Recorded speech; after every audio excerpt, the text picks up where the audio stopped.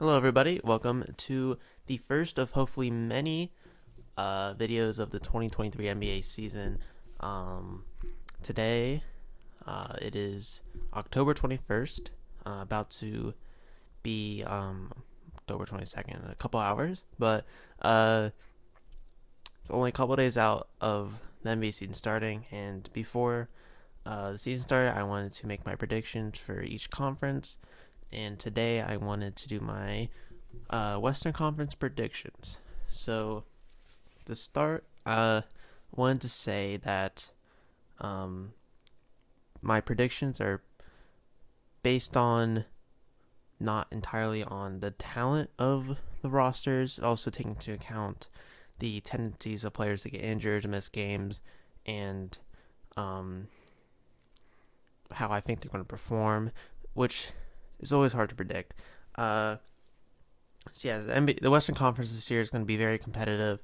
I have three main sections of my ranking. There's the 1 through 3. I have a lock. Got the 4 through 12, which is going to be very volatile. And then you got 13 for 15. So yeah, so I'm gonna try and not say as much, but it's gonna happen. So let's get started. Number 15. I have the Utah Jazz. Um, they had a very good success last year, and I just don't think they're going to be able to replicate it because Lauri Markkanen had a very good season last year. He had a pretty much breakout year. I just don't think he is going to be able to. Um, the Jazz as a whole are going to be able to replicate the success they had last year. And I'm saying so much. Shoot, jeez. The Jazz are last year were 12th in the Western Conference. This year, I think they're gonna be 15th because they did not make any additions, or sorry, they didn't make any big additions as most of the conference did, and that's not gonna help you out when you already weren't looking good. So I think they're going to be 15th. I'm going to run through the roster real quick. At point guard, they're going to have Jordan Clarkson, who's a very good option for a bench player usually, because as he was the sixth man of the year, believe once. He's pretty decent. Nothing too good there. Is backed up by Colin Sexton, who is a pretty good player. Also, has not been the same. Sorry, I should say not say that. I should say he is not been given the same amount of opportunity as he was afforded at the Cavs. So he has not produced at the same level. Shooting guard, they have Talen Horton Tucker, who is not ideal to have starting at shooting guard. Keep saying I need to stop doing that. Ochai Agbaji is backing him up, second year player. Hard to predict what he's going to do.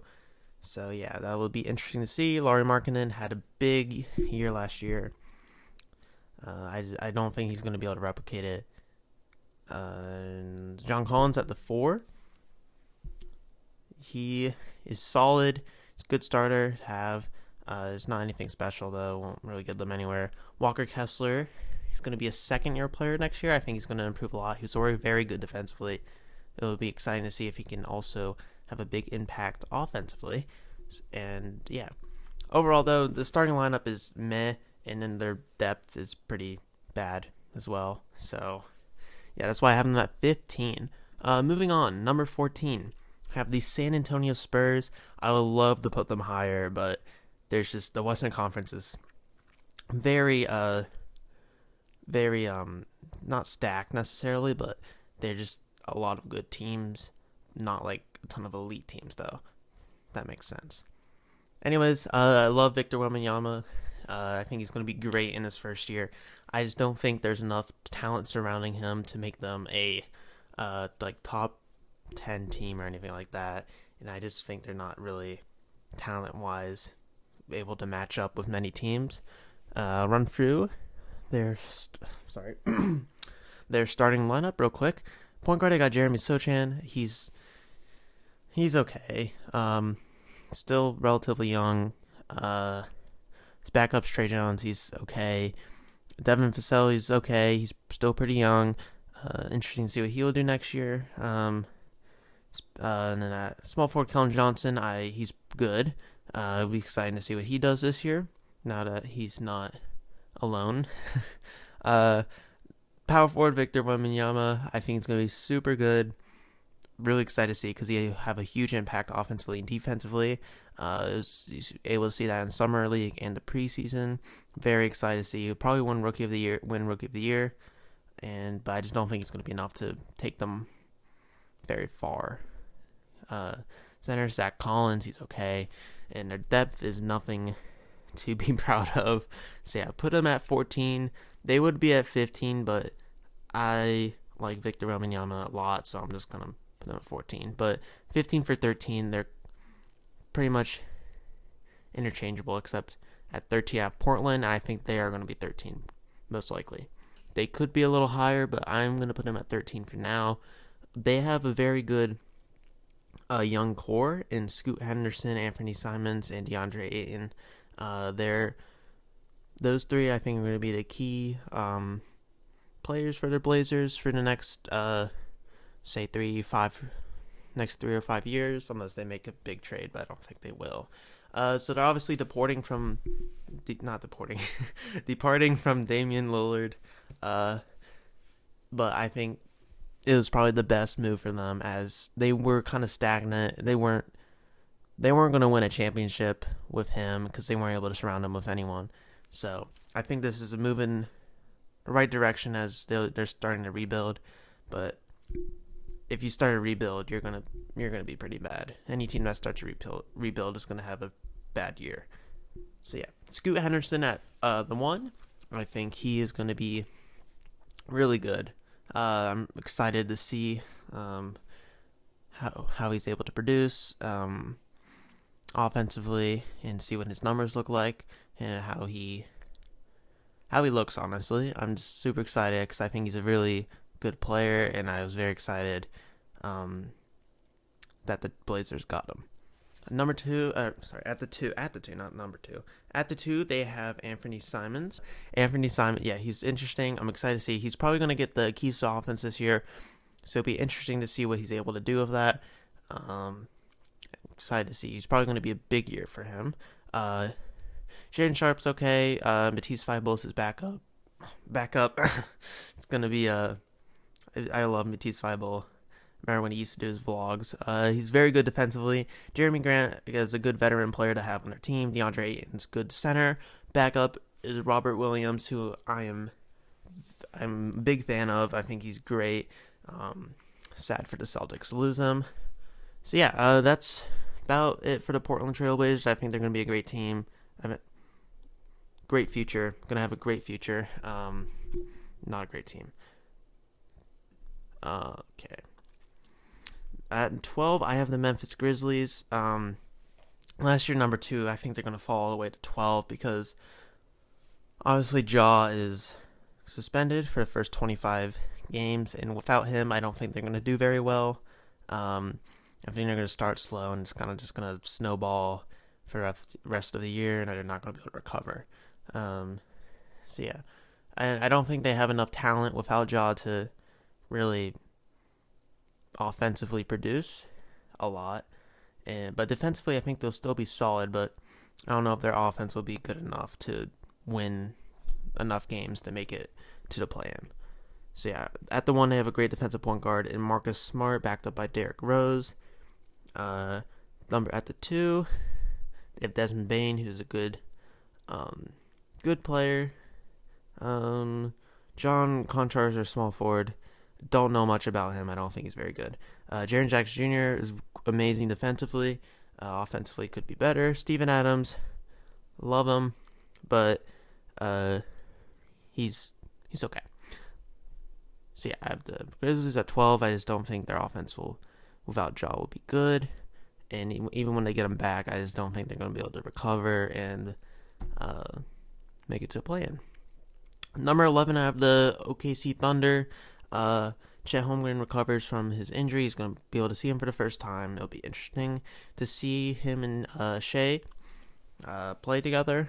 I just don't think they didn't really add anyone. So I don't in the Western Conference, everyone really added players and good players to their team, which made them better.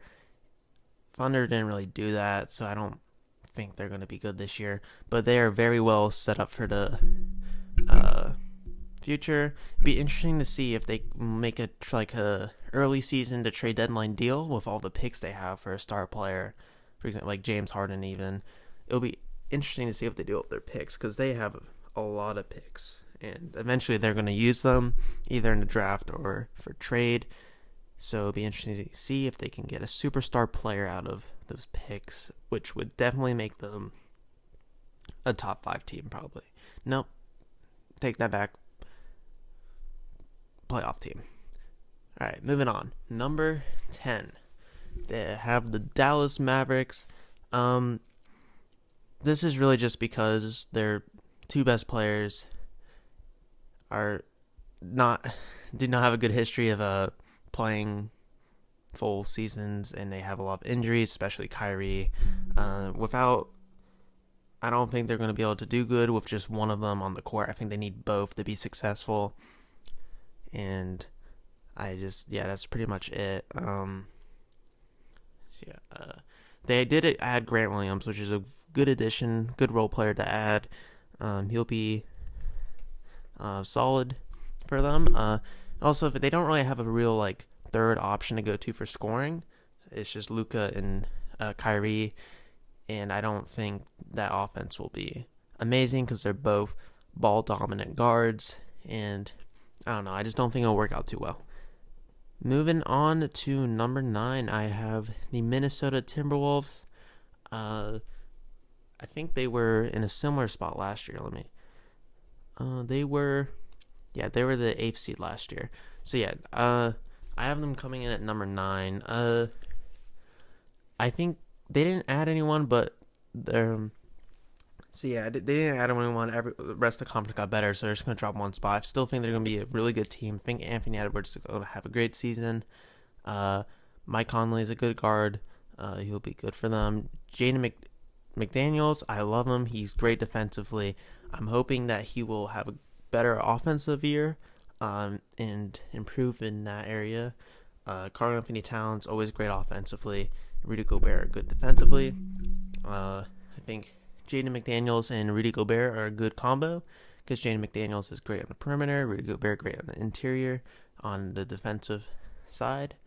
So have them at number 9.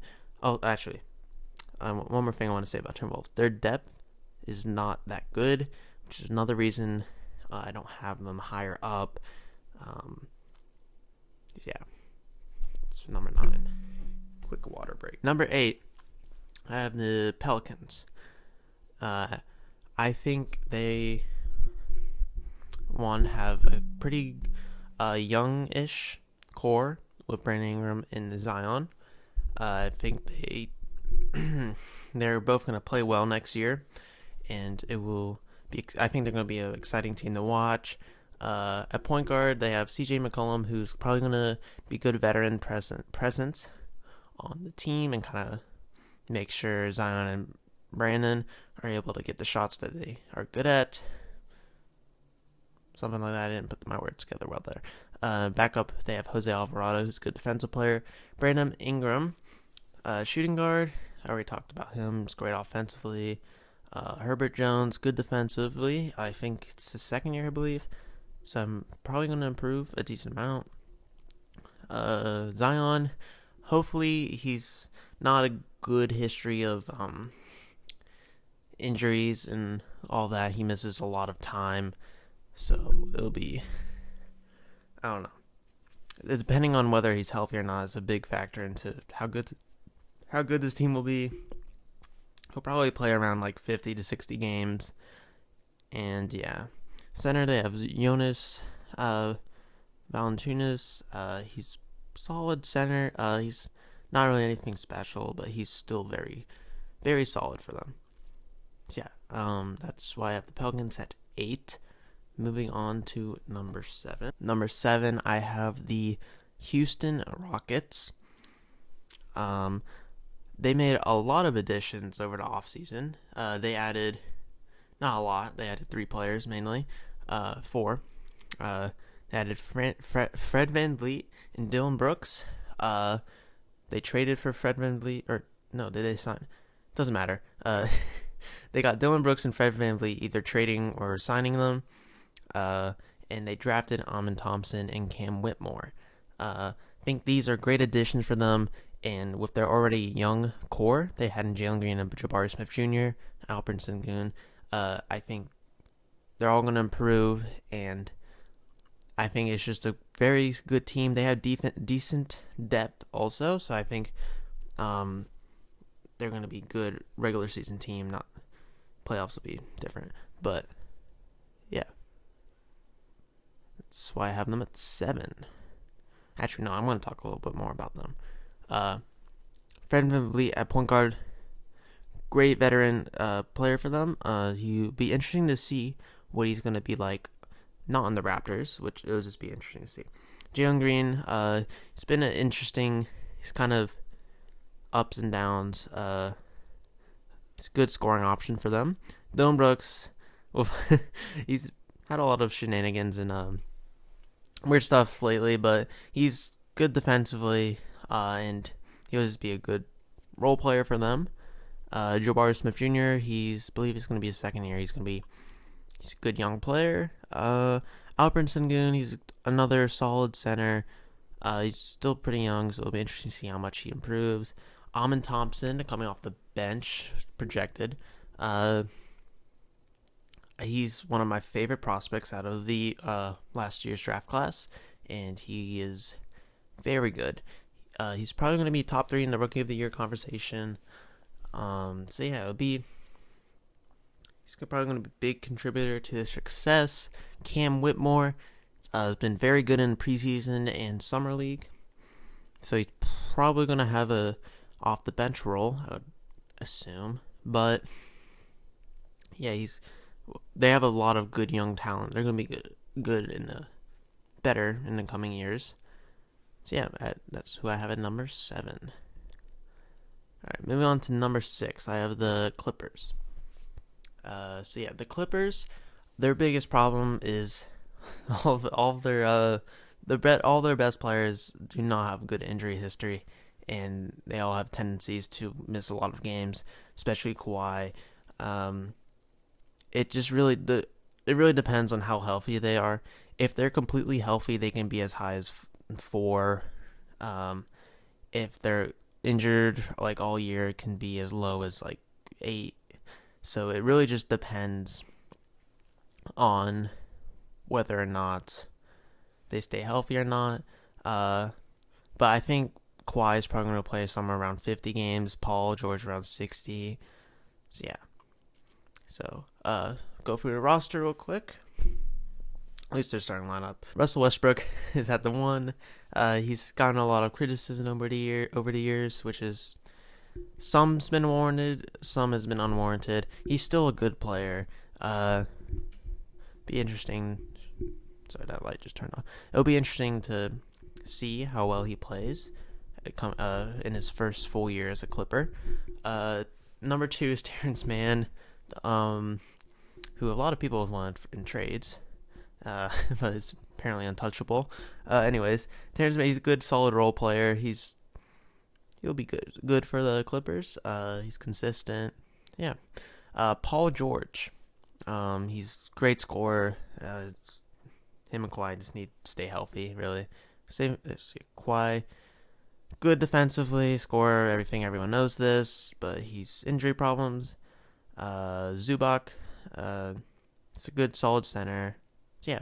Also, their depth is it's okay. It's not the best. So yeah, it's another reason why their injuries could be a problem.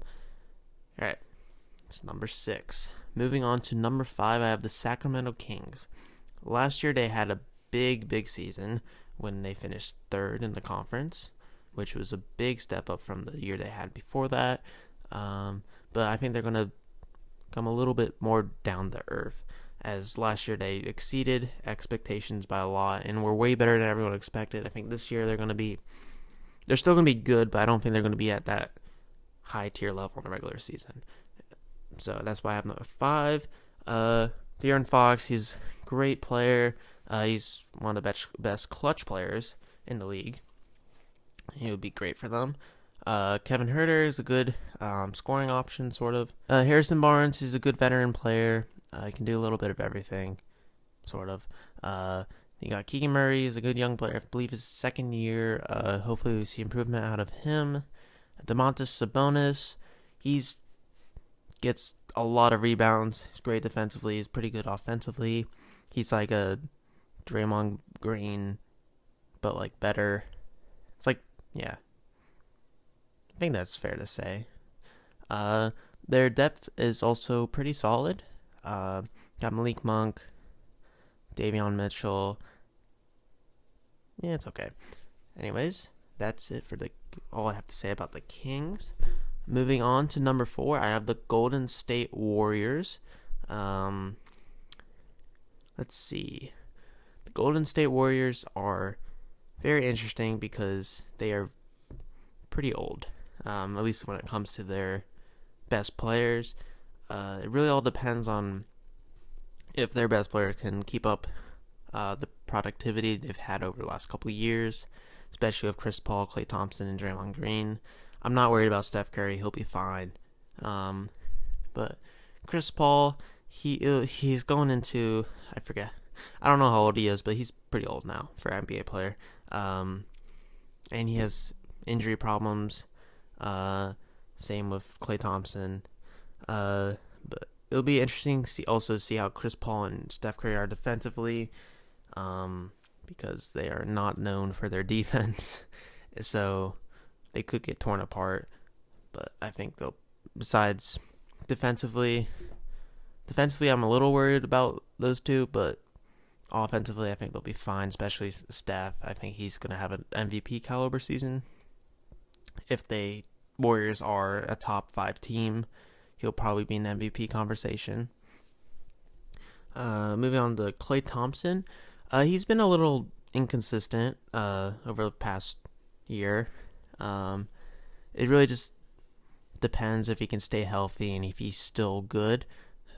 Power forward Andrew Wiggins, he's great defensively and good offensive player for them. He's just good both ways, and he's just a good, consistent player for them. At the 5, Draymond Green, he gets a lot of hate, but he's great. He does pretty much everything. But it'll be interesting to see if he can hold up at his age, because he's shown signs of regression, which can be a little worrisome. But I think he'll be fine. So I have the Warriors at 4, and so I just talked about 4 through 12 there over the past 8 teams or whatever. So those 4 through 12, it's very hard to order those, because they're all good teams pretty much. But it's the volatile nature of the NBA and how everything changes so frequently, all the ups and downs. Anything can happen in the NBA, so I think it'll be really interesting to see how it plays out, because there's a lot of unknowns this year in the Western Conference especially. So yeah, it'll be very interesting to see. But now we're moving on to the top 3. I think these teams are pretty much a lock for the top 3. I would be surprised if these teams fall out of the top 3. At number 3, I have the Los Angeles Lakers. They are going to be good. They added a lot of players, mostly just depth players, bench players, but I think that's what they needed. They have a good 3 top players in LeBron James, Anthony Davis, and Austin Reeves. Austin Reeves has been, I think, hyped up a little too much. He's still good, but I just don't think he's as good as everyone is portraying. He's still going to be a good third scoring option for them, and I think that'll help them, because last year sometimes the Lakers' offense would be stagnant, but I think he'll be able to come in and be a good scoring option for them. So yeah, I think he'll kind of keep their offensive float when they most need it. I think Anthony Davis is going to have a MVP caliber season. He's probably going to be in MVP talks, especially if the Lakers are in the top three, which I think they are. He's going to be pretty much defensively just a great player for them, and offensively, I think he's going to take another step. This really all depends, though. If he's not healthy, the Lakers could fall to like 5, but even if he's not healthy, I think they're going to be fine. But I think even if he plays like 60 games, they will still be in the top 3, just because I think LeBron James, even though he's the oldest player in the league now, he's still going to be a top 10 or whatever player. I don't want to make it's for a different video. But yeah, I see he's no signs of really slowing down for him. He's still going to be a top player in the league. So there's nothing really to worry about the Lakers. I think they're going to be good defensively. They have good bench players, and they're just pretty well rounded. So excited to watch them. They're also going to be a very fun team to watch, as every LeBron James team is. So yeah, that is number 3. Number 2, I have the Phoenix Suns. Obviously, the three-headed monster of Bradley Beal, Kevin Durant, and Devin Booker. It's going to be pretty impossible to stop them for all defenses. At least one of them is going to be on the court at all times in their games. So they're always going to have a player who can just go and score. So offensively, they have nothing to worry about, really. Defensively, I think they're also going to be fine. As long as the star players obviously don't just slack off. But I think they're going to be good. Their bench is the biggest question mark for them, but I think it's not too bad. It's not good. I'm not going to sit here and say their bench is good, because that's just a lie. But it's not horrible. They have they have some good solid players. So yeah, but I think the big 3 they have is going to be able to carry them to this number 2 spot. Them and the Lakers, once again, this top 3 could kind of change. But I do think that the number 1 spot, it is going to be the Denver Nuggets again. I think Nikola Jokic is going to have another MVP caliber season. He's probably the best player in basketball right now. I don't know. And funniest part is that he really doesn't even like basketball. It's not like his favorite thing. He's interesting. I'll say that. But yeah, he's probably the best player in basketball right now. He's just amazing. He's probably going to win MVP. Yeah, and also the rest of their lineup's good.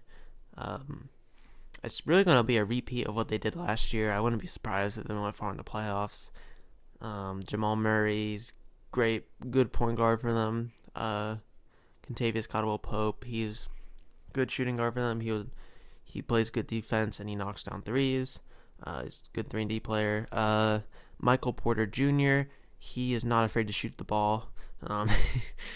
There's a couple clips going online about him just shooting just at will, but like instantly when he touched the ball. Anyways, he's a good I would say he's a good scoring option for them. It's always good to have that. Aaron Gordon, he's good defensively and he's good in the roll spot where for him and pick and roll for him and Jokic. It's interesting to see a power forward center pick and roll duo. It's especially with Jokic. It's only possible because Jokic is such a good passer. But I believe I saw a stat where they were the best pick and roll duo. They had the most pick and roll. Nikola Jokic had the most pick and roll assists with Aaron Gordon than any other duo in the league, which is an interesting stat. Their bench is also it's good, solid, nothing to worry about there. Yeah, I mean, they won the finals last year, and they're probably gonna get close to it again. Nikola Jokic proven that he's the best player in the league. So yeah, that concludes my Western Conference rankings. Let me know what you think. Once again, I do want to say the 4 for 12, 1 for 3, 13 for 15, those are the three sections where the teams in those sections are like interchangeable and it could all switch. But this is like if I had to place teams in a ranking, would put them. But generally, those are my three sections. And I'm very excited for this season. I think it's going to be very fun. Western Conference will be very interesting to see how it plays out because it's so competitive. And it'll be interesting to see which team is going to be the overachiever this year. So yeah, I hope you guys enjoyed. Let me know if you agreed, disagreed. So yeah, see ya.